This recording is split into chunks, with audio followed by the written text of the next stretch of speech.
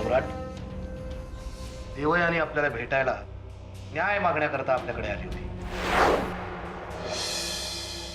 खरं तर ती दरबारातच आली होती, पण आपण तिथं नव्हतात, त्यामुळे मी तिला इथं घेऊन आलो. कसं आहे ना सम्राट, न्याय देवता महत्वाची, जागा कुठली ते काही फारसं महत्वाचं नाही, नाही का? देवयानी, तू आम्हाला भेटायला आलीस, काय विशेष?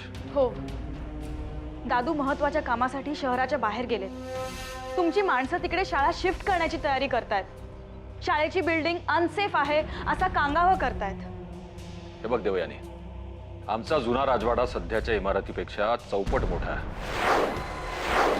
त्यामुळे मुलांच्या सुरक्षिततेच्या दृष्टीने ती जागा अत्यंत योग्य आहे. दादूंच्या गैरहजेरीत एवढा मोठा निर्णय घेण्याची गरज आहे का?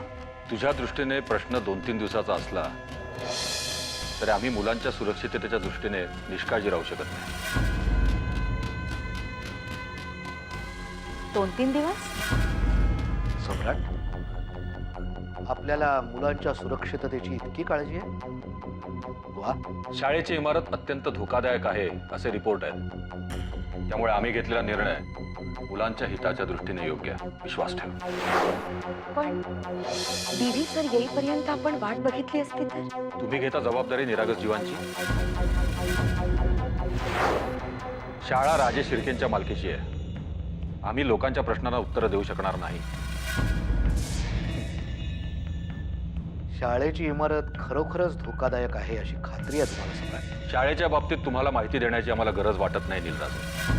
पण मला माहिती जाणून घेण्याची गरज वाटते. देवयानी, तू आमच्यावर अविश्वास दाखवतेस.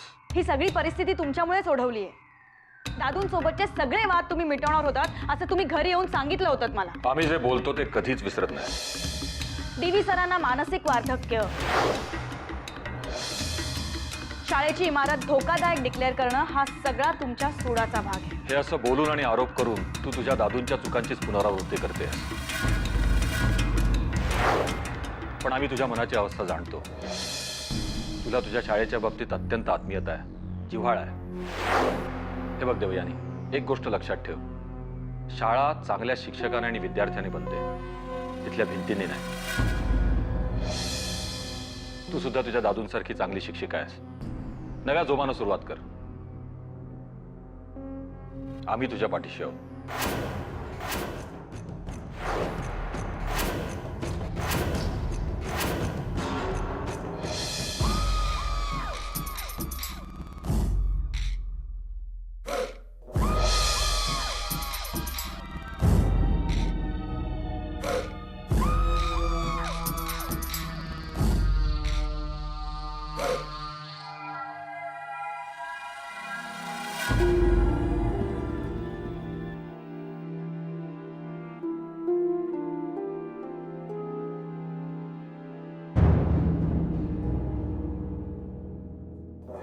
तुमच्यासाठी पैशाची व्यवस्था केली जाईल.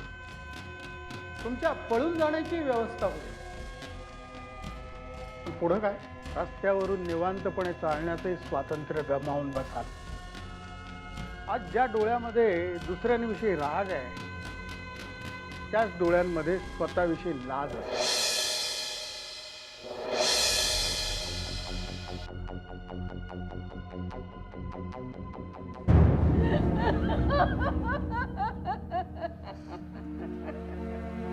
का माझ्या मुलाला फसवून मारलात? का विश्वासघात केलात? भोळा भाबडा होतो म्हणून तुमच्या गोड बोलण्यावर विश्वास ठेवला हो. हा प्रकार घडल्यापासून अपराधीपणाचं ओझं घेऊनच जगतोय. ते ओझं थोडं तरी कमी व्हावं, तुमच्या लोकांचं सांत्वन करायला मला मिळावं म्हणून इतकं लांबून मी आज इथं आलो. त्याचा काही उपयोग नाही. आता इथं सगळा अंधार आहे, या घरात आणि आमच्या मनातही. त्यानं तिथंच तुम्हाला गोळी घातली असती ना तर तो वाचला असता. मी या सगळ्याचा गुन्हेगार आहे, पण शेवटपर्यंत मी त्यांना वाचवण्याच्या प्रयत्नात होतो. त्यांना सन्मार्गावर आणण्याचे माझा आटोकाट प्रयत्न होता. मान्य आहे माझा मुलगा वाईट होता, त्याचे मार्ग सुद्धा वाईट होते, पण तो जिवंत होता ना. त्याने तुमचं ऐकलं. घरातला करता मुलगा अचानक गेल्यावर काय आभाळ कोसळतं याची मला कल्पना आहे. आणि मला शक्य नाही तरी तुमचं सांत्वन करण्यासाठी मी इथं आलोय. माझ्याच्यानं होईल तेवढं मी करणार आहे. मी एका अर्थी तुमचा गुन्हेगार आहे. तुम्ही जी शिक्षा द्याल ना ती मला मान्य आहे. माफ करा. तुम्हाला आमच्याबद्दल खरंच काही वाटत असेल ना तर मेहरबानी करा आणि आम्हाला आमच्या सांधारात सोडून इथून निघून जा ताबडतोब. आणखी एक मेहरबानी करा, लोकांना सन्मार्गावर आणण्याचे प्रयत्न आता सोडून द्या. इथे प्रत्येकाच्या नशिबानं तो आपापल्या वाटेने जात असतो. आता निघा इथून, उठा. जा आता, जा जा आता, जा जा उठा. राजे शिर्के राजे शिर्केंचं नाव लावायची शरम सुद्धा वाटत नाही. अरे लढायचे तर समोरासमोर लढा, पण नाही, आमच्या संपत्ती सम्राटांमध्ये तेवढी हिंमतच. सॉरी वहिनी, आपल्याच पतिराजांचं गुणगान करतोय आम्ही. त्या देवयानीच्या बाबतीत काय घडलंय बघितलंच आहे. ही बिचारी जीवाचं रान करते शाळा वाचवण्यासाठी, आणि आमचे संपत्ती सम्राट मात्र एका मागोमाग एक नवीन नवीन डाव रचत चाललेले आहेत. सावरा स्वतःला नील भाऊजी. इथे तुमचा प्रामाणिक आवाज कोणीही ऐकणार नाही.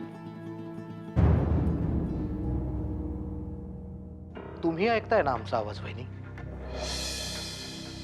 वहिनी, किती दिवस अशा गप्प राहणार आहात तुम्ही? टीव्ही देशमुखांच्या शिष्या आहात तुम्ही. तुम्हाला सुद्धा त्यांच्यासाठी काही करावंसं वाटत नाही? कसं बोलता तुम्ही असं नील भाऊजी? मला नाही वाटणार सरांबद्दल, मला नाही वाटणार शाळा वाचवावी,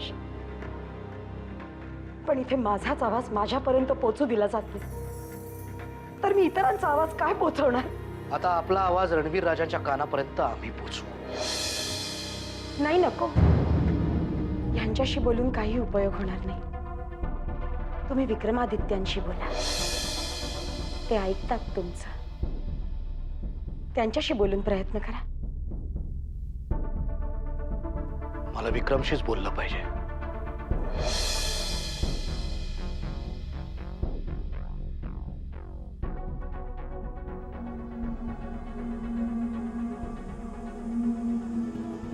नील भाऊजी, तुमच्या प्रयत्नांना यश येवो. मोठ्या अपेक्षेने माझ्याकडे पाहतीयस देवयानी, पण तुला माझ्या मर्यादांची जाणीव नाही.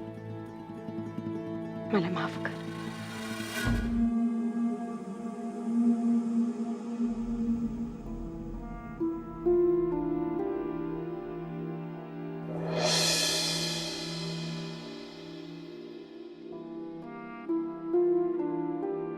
अपयश ही यशाची पहिली पायरी असते, आणि अपयशाला आणि दुःखाला धैर्यानं कसं सामोरं जायचं हे आपण आज या कवितेतनं शिकणार आहोत. कवितेचं नाव काय आहे आणि कवी कोण आहेत? आता मी एक ओळ म्हणीन, मग त्यानंतर तुम्ही ती ओळ म्हणायची. ठीक आहे? सुरू करूया. म्हणा. ओळखलत का सर मला, पावसात आला कुणी, कपडे होते करदमलेले, केसावरती पाणी, क्षणभर बसला, नंतर हसला, बोलला वरती पाहून, गेली घरट्यात आली, गेली घरट्यात.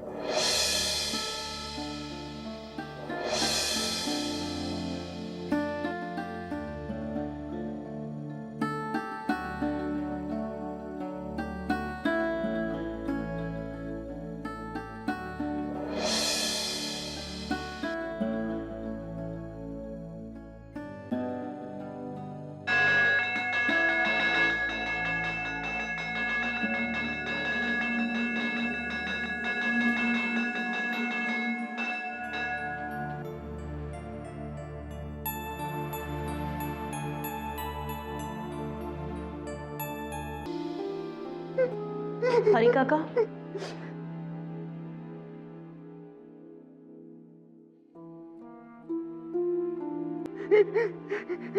हरी काका तुम्ही रडताय? नाही बा, मी कुठे रडतोय? बघा, दिसतो का तुम्हाला रडताना? हरी काका मी तुम्हाला चांगलीच ओळखते. तुम्ही काहीतरी लपवायचा प्रयत्न करताय. काय झालं? देवयानी बाई, तुम्ही बोलता ते सारं समजतंय मला, पण आमचं शिपायांचं कोण हो ऐकणार? ओ हरी काका, इतक्या वर्षात तुम्हाला शिपाई म्हणून कोणी हाक मारलीये का? खरं आहे मॅडम तुमचं म्हणणं. तुम्ही आणि DV सर असताना मला तसं कुणी बोलणार नाही याची खात्री आहे मला. पण तुम्ही ह्या अशा एकट्याच लढाई करत असताना मी मात्र अशा वेळी काहीच करू शकत नाही. या गोष्टीचंच मला राहून राहून नेहमी वाईट वाटायचं. म्हणून मग मी आज भांडलो त्यांच्याशी. कोणाशी? त्या आपल्या DV सरांच्या कॅबिन मध्ये त्यांच्या सामानाची आवरावर करणाऱ्या कामगारांशी. अहो, ते आपल्या DV सरांच्या वस्तू अगदी कशाही पद्धतीने उचलत होते. त्यांची ती बक्षिस, ती सर्टिफिकेट, त्या डायऱ्या, सारं काही. पण मॅडम, त्यांनी माझं शेवटपर्यंत काही म्हणता काही ऐकून नाही घेतलं. उलट मलाच बाहेर आकलून दिलं. पण मॅडम, अशा सर्वात नाही, मी आपल्या DV सरांची एक महत्वाची गोष्ट काही त्यांच्या हाती नाही लागू दिली.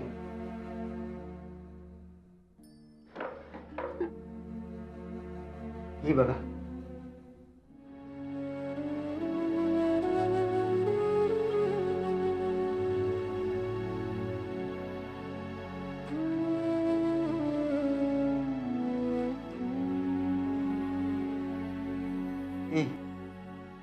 ती तुमच्या ताब्यात देण्यासाठी त्यांच्या नकळत घेऊन बाहेर पडलो मी.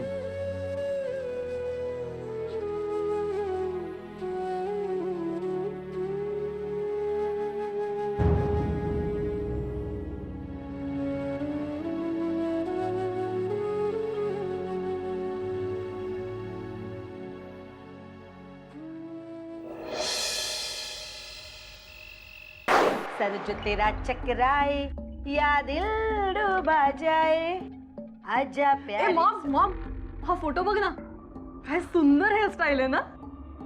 शाहू, हा तुझं फोटो सेशन करूया ना, तेव्हा अशीच हेअरस्टाईल करूया आपण. मॉम, विक्रमादित्यला असं काही कॉपी करायला नाही आवडत. प्रत्येक गोष्ट त्याला ओरिजिनल लागते. ए, तुझी मीटिंग होती ना विक्रमादित्यांबरोबर, काय झालं सांगितलं नाहीस? मॉम, विक्रमादित्य जेव्हा सोबत असतो तेव्हा बस धमाल मस्ती असते. ए मॉम, आज देवनी ना मला आणि विक्रमादित्यला एकत्र पाहिलं. ती तिकडे काय करत होती? ती तिकडे रणवीर राजे शिर्केंना भेटायला आली होती. काहीतरी शाळेबद्दल बडबडत होती ग. त्यांना भेटण्यासाठी किती गयावया करणं चाललं होतं. ही लोकांना कधी सुधारणार नाहीत. ह्यांच्यामुळे माझ्या मुलीचं इम्प्रेशन डाऊन होतं. मॉम, पण मला विक्रमादित्य बरोबर बघितलं ना तेव्हा ती जळली असणार. असंच पाहिजे यांना. शाहू, मी सुद्धा घरी मायलेकीनं चांगला धडा शिकवलाय. काय केलंस? ती साक्षी येता जाता तुला टोमणी मारत असते. तुझे जुने कपडे तिच्या समोर ठेवून तिला आणि तिच्या आईला त्यांची जागा दाखवून दिलीये. Mom, you so sweet, you are great. काय मूर्खपणा आहे हा. शाळा शिफ्ट करणार आहोत म्हणे.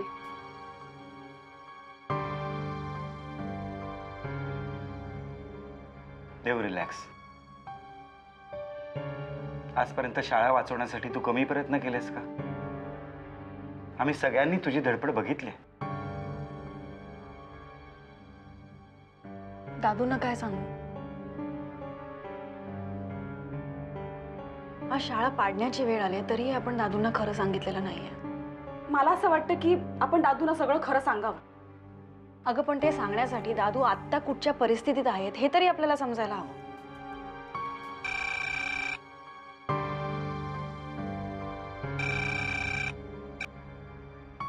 हॅलो मकरंद, कसे आहात तुम्ही सगळेजण? बाबा, तुम्ही? अरे मी विचारलं कसे आहात तुम्ही? बाबा, आम्ही सगळे ठीक आहोत. तुमचीच काळजी वाटत होती. माझी काळजी करू नका. माझं काम आटोपून मी लगेच परत येईन. ते येणार आहेत, विचारा ना. बाबा पण तरी म्हणजे तुम्हाला परत यायला साधारण किती दिवस लागतील? नेमके दिवस नाही सांगता येणार मकरन. त्या मुलांच्या घरी गेलो होतो, त्यांच्या आईवडिलांना भेटलो आणि मनात प्रश्नांचं वारुळ निर्माण झालं. आपण शिक्षक आहोत म्हणजे आपल्याला खूप काही कळतं असा एक भ्रम निर्माण झाला होता. पण आयुष्यात काही प्रश्न नव्यानं समोर उभे राहतात आणि आपला गोंधळ अजूनच वाढतो. त्या भोऱ्यात आपण फिरत राहतो, त्याला ना आधी ना अंत. या प्रश्नांची उत्तरं मिळवण्याचा प्रयत्न करतोय. मिळाली तर लगेच ये. बाबा तुम्ही स्वतःची काळजी घ्या. तू टेन्शनमध्ये काय आहेस? जरा देवयानीला फोन दे. हो.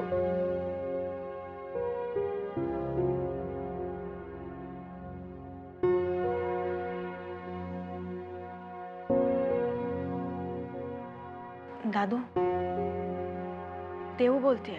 देऊ, बेटा कशी आहेस? काही प्रॉब्लेम तर नाही ना? दादू, तुम्ही स्वतःची काळजी घ्या. दादू लवकर परत या, आम्हाला तुमची आठवण येते. मी गेल्यानंतर राजेश शिर्केंचं काही? दादू, सांगितलं ना तुम्हाला, तुम्ही स्वतःची काळजी घ्या. मी आहे इथे सगळं सांभाळायला. ठीक आहे, मी फोन ठेवतो. हो.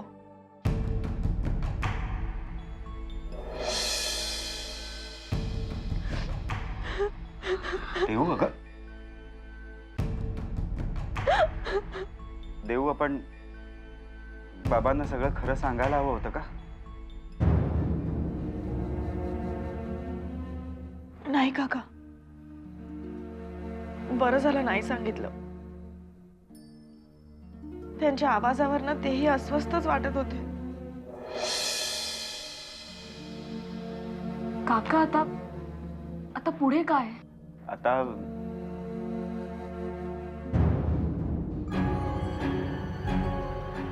आता फक्त सकाळ होण्याची वाट बघणं एवढंच आपल्या हातात आहे.